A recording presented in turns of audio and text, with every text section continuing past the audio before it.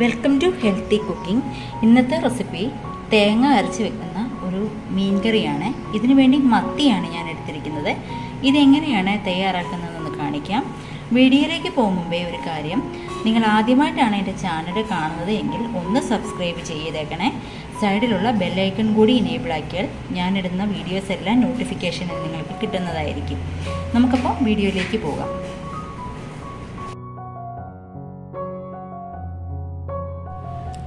തേങ്ങ അരച്ച മീൻ കറി തയ്യാറാക്കാൻ വേണ്ടി ഞാനിവിടെ ഒരു മൺചട്ടി അടുപ്പിൽ വെച്ചിട്ടുണ്ട്. അതൊന്ന് ചൂടായി വരുമ്പോൾ അതിലേക്ക് 1 ടേബിൾ സ്പൂൺ വെളിച്ചെണ്ണയാണ് ഒഴിച്ചു കൊടുക്കുന്നത്. എണ്ണ ചൂടായി വരുമ്പം അതിലേക്ക് കടുകിട്ട് പൊട്ടിക്കുന്നുണ്ട്.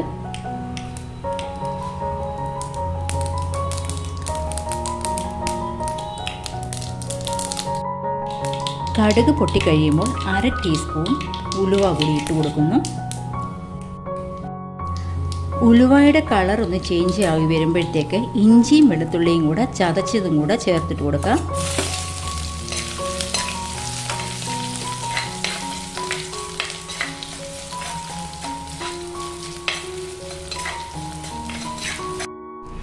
ഇഞ്ചിയുടെയും വെളുത്തുള്ളിയുടെയും ആ പച്ചമണം ഒന്ന് മാറി വരുമ്പോഴത്തേക്ക് ചെറിയുള്ളി അരിഞ്ഞതും പച്ചമുളകും കൂടെ ചേർത്തിട്ട് വഴറ്റാം.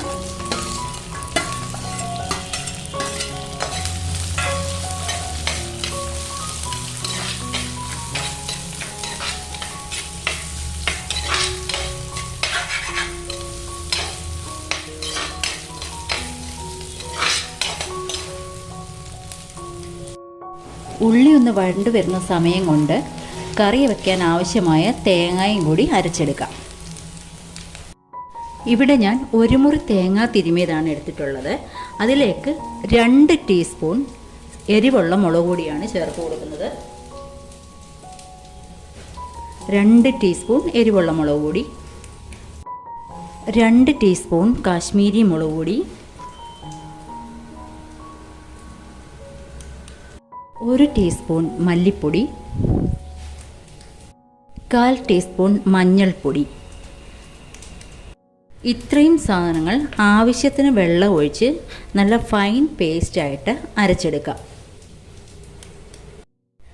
തേങ്ങ അരപ്പ് ഇവിടെ തയ്യാറായിട്ടുണ്ട്. തേങ്ങ അരച്ചത് ഉള്ളി വഴറ്റിയതിനകത്തോട്ട് ഇട്ട് കൊടുക്കാം. ആവശ്യത്തിനുള്ള വെള്ളം കൂടെ ചേർത്ത് കൊടുക്കാം. ഇതിനി ഹൈ ഫ്ലെയിമിലിട്ട് ഒരു 5 മിനിറ്റ് തിളപ്പിക്കണം.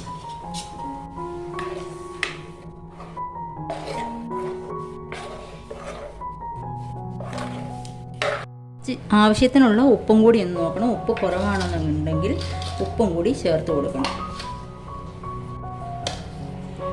ഇതിലേക്ക് 1 പീസ് പുളിയും കൂടി ചേർക്കുന്നുണ്ട്. ഇത് തോട്ടുപുളിയാണ്, മീൻ പുളിയാണ്. ഇതും കൂടി ചേർത്തിട്ടാണ് നമ്മൾ വേവിക്കുന്നത്. അടച്ചു വെച്ച് ഹൈ ഫ്ലെയിമിൽ ഒരു 5 മിനിറ്റ് തിളപ്പിക്കണം.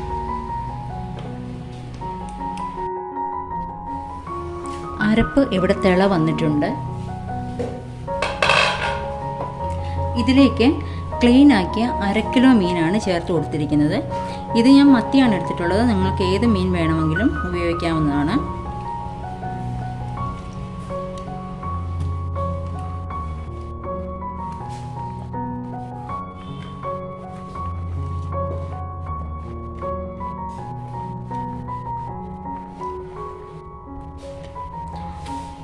തീ ഇനി നമുക്ക് മീഡിയം ഫ്ലെയിമിലേക്ക് മാറ്റാം.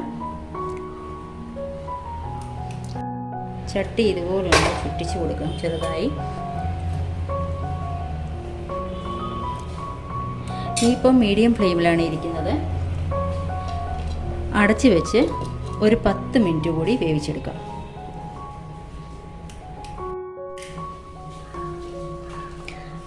മീൻ കറി ഇപ്പോൾ ഇവിടെ തയ്യാറായിട്ടുണ്ട്. നമ്മൾ തീ ഓഫ് ചെയ്തു. ഇതിലേക്കിനി കറിവേപ്പില കൂടി ചേർത്ത് കൊടുക്കാം.